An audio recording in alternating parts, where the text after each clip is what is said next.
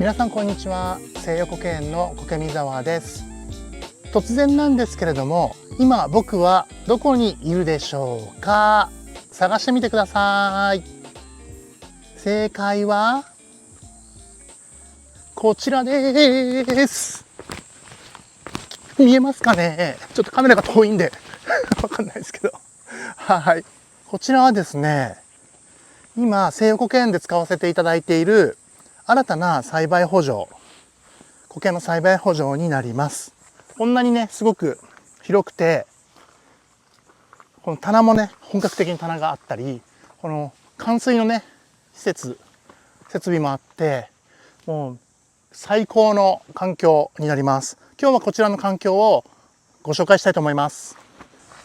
はい、こちらの環境なんですけれども、この栽培設備はですね、私が苔栽培している愛媛県西予市野村町という場所のいちごとかトマトとかを栽培している、プロの農家さんの熊さん農園というね、農家さんがいらっしゃるんですけれども、熊さん農園のこの設備で、こちらは今この栽培で使われていない施設ということで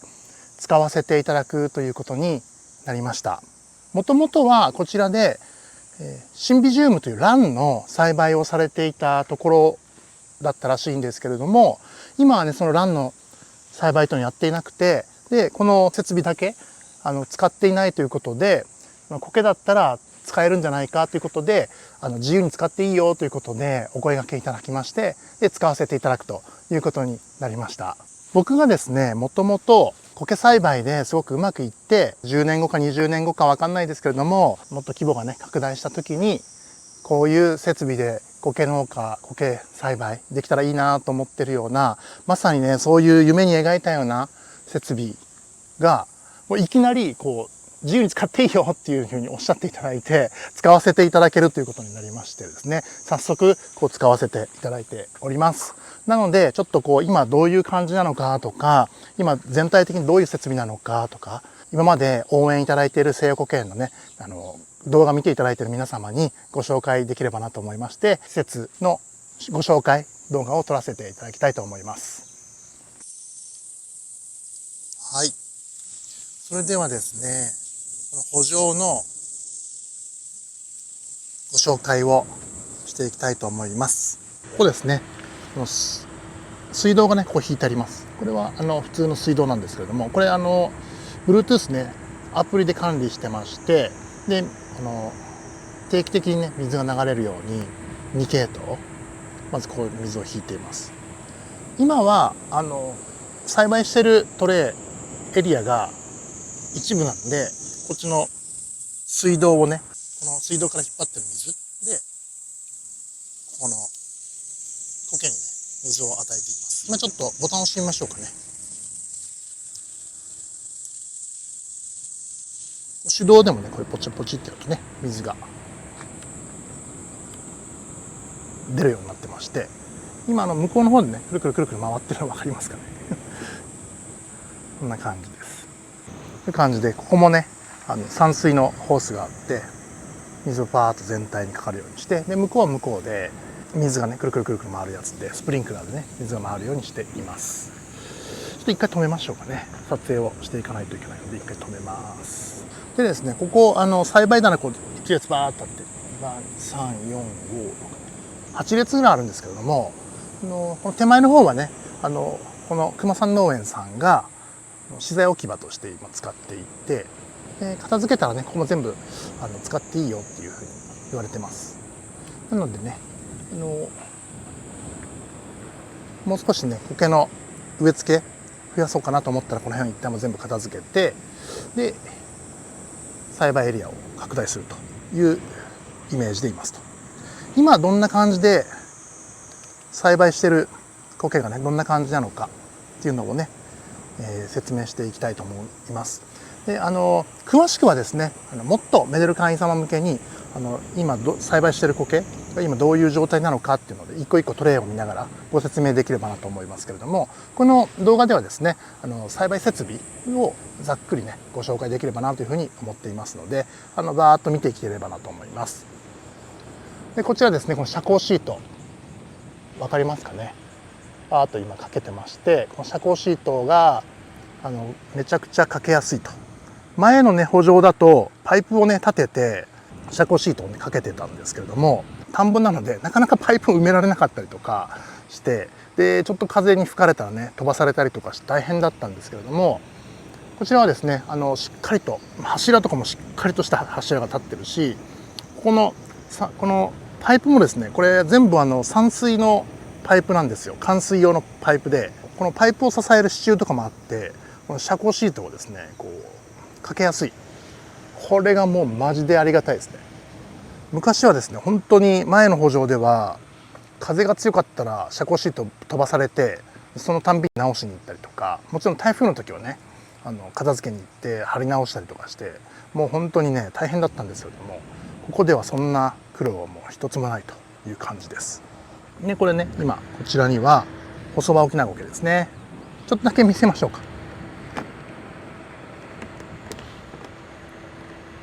こんな感じかな。トレイによってね栽培今どんな状態かトレイによってですね違うんですけれども、今いい状態でこんな感じですね。はい、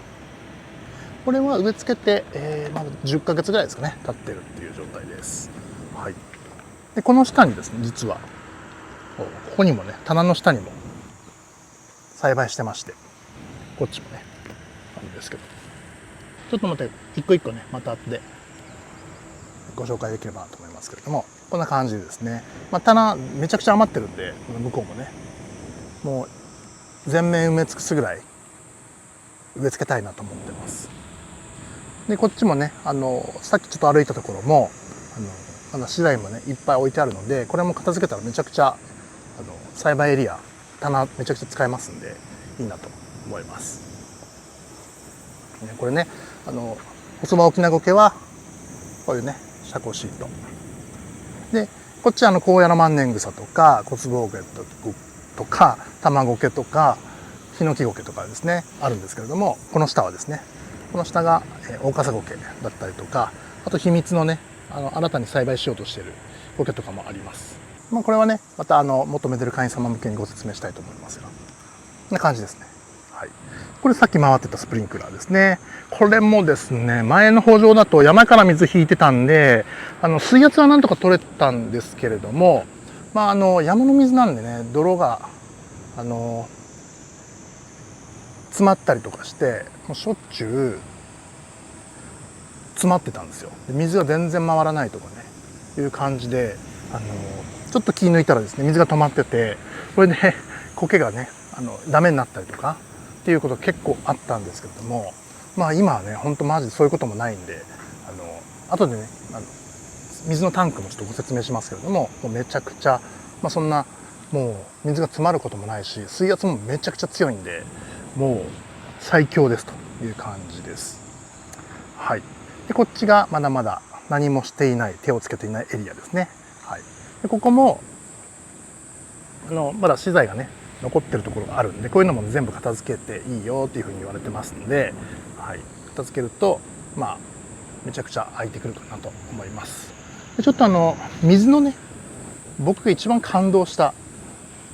この水のですねポンプで灌水の装置、これですね、ここタンクです。これ水がね、これ地下から水をですね吸い上げてるらしいですけれども、はい、こういう機械があって、でちょっとねボタンを操作すると、今ウィーンって言いましたね、ポンプがね。はい、で一時すると水が出始めると。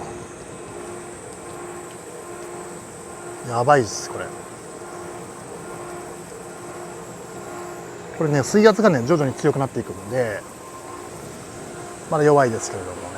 水圧強くなっていくとめっちゃすごいことになります。はい、結果的か。はい、もうこれめっちゃすごいでしょ。これね圃場全体これ使えるんですよ。これねすごいよね。もう一気に雨が降らせられるっていうね感じです。やっぱりねプロの農家さんでラン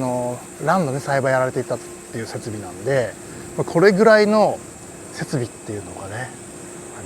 プロの農家さんを使うんだなってびっくりしています。これをですね、苔栽培でこの設備を使わせていただけるっていうのが本当贅沢すぎて鼻血が出そうな感じなんですけれども、これは感動しました。でこの今止めましたけれども、で本当はですね、これ手動もできるんですけど自動でもできるらしくって、なんか24時間で本当好きなタイミングで水をねバーッと出すこともできるそうです。で今はね本当に一部のエリアだけなので向こうからね個別に水引いて個別に水あげてますけれども、もう全面ね一気にこうやって散水することもできるんで、そうするとですね、いちいちホース引いたりとかする必要もないかなと思います。でただ遮光シートの兼ね合いでですね、ここの散水パイプに今遮光シートを引っ掛けたりとかしてるんで、そうするとねうまくこう散水できなかったりするので、そこをですね、今後どんどんこう全体的に使わせていただけるようになった時に、あとちょっと遮光シートのね貼り方考えないといけないかなと思います。そしたらもう一気にもうバーッと全体に水まけるんで、こういちいちですね個別にまく必要がないという感じなんですね。今はもう向こうの根元のところでアプリ使ってですねポンプで水あげてるんで、今はここも完璧に24時間自動で今散水できてるんですけれども、はい、またねちょっとこう今後栽培をどんどん増やしていくタイミングで使い方をちょっと考えていければなと思います。はい、でこれ見ていただくと分かる通りですね、この下にですねもう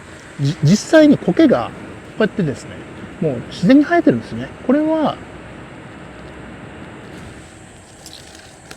銭苔かなんかだと思うんですけれども、銭苔の一種ですね。はい、でこういうふうに棚の下もねこういうふうになってて、でこの棚の下こう光がちょうど遮られるんで暗さがですね結構作れるので、暗いところに自生する苔とかはここで栽培できるという感じです。でこの唯一その問題になるのが、この棚って金属なんで、この金属に当たった水がですね苔に当たると苔によってはですねそこがダメになったりするんですね。特に庭苔の栽培苔の砂苔とかは結構このスチールパイプで遮光シートこうトンネルかけてるんですけれども、そこのですねそのパイプのところの下だけ茶色くなったりとかして鉄にやられたりする、鉄の成分にやられたりしてたりするんですけれども、ここの環境だとですね、最初ちょっとそれ心配してたんですけれども、この下のですねここミストが出るようにここホース引いてるんですよ。こういうちょっと見えますか、ミスト、これねポタポタ今落ちてると思います水が。はい、このミストかけたりとかしてるんで、普通のこの水がちゃんと当たるんですよね。なんで鉄に水が当たって傷むとかっていう現象がないなって思っています。はい、でここの栽培の環境だと本当にですね栽培環境の維持も簡単にできるし、でこの明るさ調整とかでいろんな苔の栽培が管理がですね容易になるなと思っていまして、もう本当にですねもう今まで田んぼでやってた山の中でやってた栽培よりももう相当楽になりました。でこれでですねいろんな苔の栽培にチャレンジしようかなと思っています。で庭苔はですねうちは砂苔と灰苔と、ミックスをどんどんねこれから来年に向けて種苔も増やしていって栽培量も増やしていくんですけれども、一方でここの環境を生かして細葉沖縄苔をちゃんと栽培して、その栽培したものを市場に供給できるようにここで栽培増やしていったりとか、あとはですね、いろんな企業様の苔を使った活用の研究とか、商品開発とかの研究とかに栽培のご協力だったらできるかなと思っています。この環境でですね、今いろんな苔新たに植え付けてやってるんですけれども、特殊な環境の苔以外はどの苔でも栽培できるかなと思います。ここでこの施設をお貸しいただいている熊さん農園のご紹介を少しさせてください。熊さん農園は愛媛県西予市野村町の農家さんで、いちごとミニトマトの栽培をやられている農家さんです。農業のほか、熊さんカフェというカフェも営業されていて、栽培したいちごを使ったパフェやトマトを使ったパスタなども提供されています。熊さん農園のいちごやトマト、カフェのスイーツやパスタなどはどれも優しいお味で本当に美味しくて、うちの子供も大好きなんですね。食べ出したら止まらなくなるぐらいなんですよ。本当に美味しいものばかりです。ぜひ皆さんも熊さんカフェ寄ってみてください。それでは熊さん農園の代表の熊谷拓馬さんと、そのお父さんの熊谷武さんにもお話をお伺いしましたので、こちらもどうぞご覧ください。熊谷武さんと拓馬さんですよね。はい。本日よろしくお願いします。お願いします。はい。生保険であちらの施設を使わせていただけるという話になりまして、ちょっとお話をお伺いできればなと思うんですけれども、どういったきっかけでお声掛けいただいたような形なんですか？親父が最初は話を聞いてきて、はい、どういう話だったの？その一番最初は。あそこの福祉園の、はい、あれは西岡君犬がおるんですよ。同級生ですね。はい、それで苔の話するけん、それ苔の勉強させてもらえまいか言ったら言うてやる言うて連絡してくれて、はい、そして苔やったらうちの拓磨の今の施設がベンチもあるし、下も湿気もあったりして、冠水も自動冠水ができるんで、あの場所が苔に青を取らすまいか思って僕は感じて、どうですか言って持ちかけたのが始まりなんです。はい、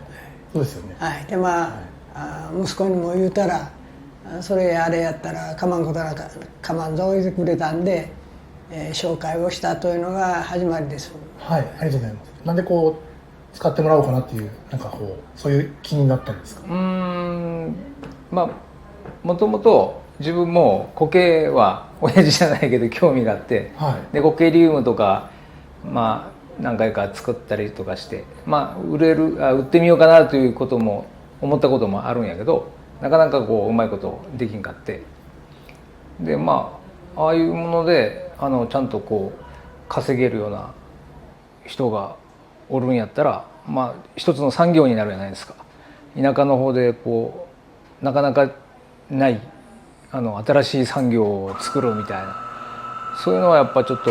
面白いし、自分もやってみたい、興味があってやってみたいし、でぜひ協力したいなという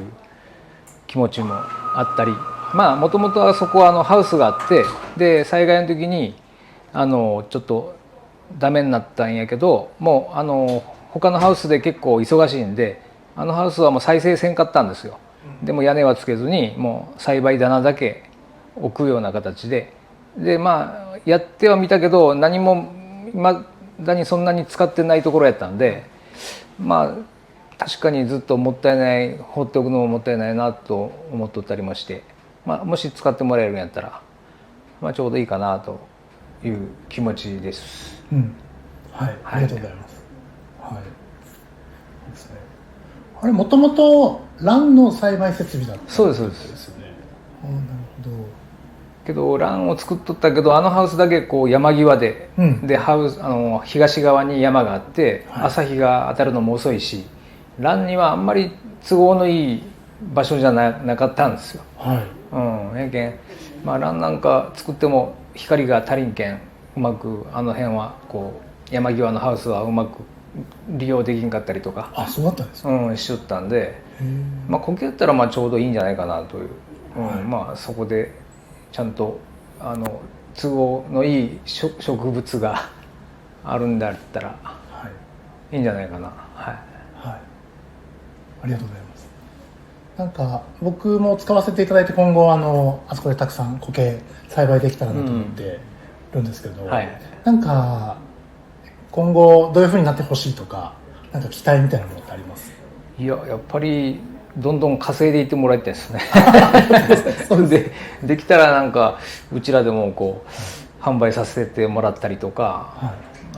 うちのカフェなんかに置かせて飾りにしながらこう売らせてもらうとか、そんなことをさせてもらったりしてもいいかなと思ったり、とにかく稼いでほしいですね。で苔を求めてこう、野村中の方からいろんな人がいっぱいこう野村に来てくれるみたいな、そんな産業になったらいいかなと、そういう力を持ってるんじゃないかなと思ってますんで。ありがとうございます。期待にちょっとお答えできるように、僕も頑張りたいと思います。そうですね。ぜひ。ありがとうございます。大成功してもらえると楽しみにしております。ありがとうございます。X とかですね、インスタもそうですし、LINE のご登録いただいているお客様とかに、新たにですね、こうアイテムとして増やしたい苔とかアイテムあれば教えてくださいっていうアンケートをさせていただいたんですね。そこでいろいろご要望をいただいた苔がたくさんありまして、クジャク苔とかタチゴケ系です。波形タチゴケとか、多かったのがホウゴケですね。ここにね、こうやって小坪苔はあるんですけれども、同じチョウチンゴケ系の仲間のコバノチョウチンゴケとか大葉チョウチンゴケとかですね、そのあたりもご要望をいただいておりました。で、他にもいろいろ細かい、ご要望いただいてるんですけれども、大体どの苔も栽培可能だなというふうに思っています。鮮類以外に貝類とかですね、もいけますし、例えばジャゴケとかもそうですし、さっきはそこにも生えてたゼニゴケとかもそうですし、そういうのもできます。で、もう本当になんか特殊な環境の苔以外ではもう栽培できない苔ないのかなと思っています。おそらくですけれども、前の圃場ではうまくできなかった藤の万年草とかも問題なく栽培できるんじゃないかなと思って、実はちょっと株がですね、手元にあるんで、それをちょっとずつ増やしていこうかなと思ったりもしています。この施設使わせていただけることになって、で、新たにいろいろな苔の栽培にチャレンジしています。今、植え付け新たにしたもので言うと、クジャクゴケとか、あとはサワラゴケですね。そういうふうにですね、ここではテラリウム向けの苔を中心に栽培を進めていこうかなと思っていますけれども、今ですね、ちょっとずつその企業様からですね、その研究目的で苔の栽培のご相談とかちょろちょろ入ってきています。例えば、ある特定の苔のこの成分を抽出したいので、この種の苔を大量に栽培することできませんかとかですね、そういったお声いただくケースがちょっとずつ増えています。なので、ここだと栽培設備整ってますので、安定して栽培ができるかなというふうに思います。で、水も地下水で、しかもちゃんと pH も合ってるし、中の成分、不純物とかも問題ないんですよね。実際にここでもう1ヶ月弱、こうやって栽培させてもらってますけれども、問題なくトラブルもなく、で、苔もむしろここに来て成長のスピードが上がったりとかしてます。特に細葉オキナゴケはここに持ってきてからのその増え方がちょっとスピードがだいぶ上がったなという感じなので、とにかくここは苔の栽培の環境でとてもいい環境だなと思いますので、そういった企業様からの研究開発目的とか、特定の苔、特定の種のその栽培っていうのをできる方がいませんかねみたいなご相談があれば、どんどんお声掛けいただければですね、そういう企業様の研究開発とか、商品開発とかのご要望にもお答えできるかなと思ってますので、そういったご相談もね、ぜひお気軽にご相談いただけましたらと思っております。もう本当にですね、こちらの設備使わせていただけるっていうことになって、なんか苔栽培のフェーズがガーンと上がったっていう感じがしてですね、本当に僕も楽しみです。本当にありがたいことにですね、こちら自由に使っていいよって言っていただきました熊さん農園の皆様、本当に貴重なご縁をいただきましてありがとうございます。それではですね、こちらの設備で今後も苔栽培やっていければと思いますので、皆様今後とも生保険どうぞよろしくお願いいたします。今日は新しい栽培設備のご紹介の動画になります。それではまた次の動画でお会いできればと思いますので、また動画楽しみにしておいてください。それでは、失礼いたします。さようなら。は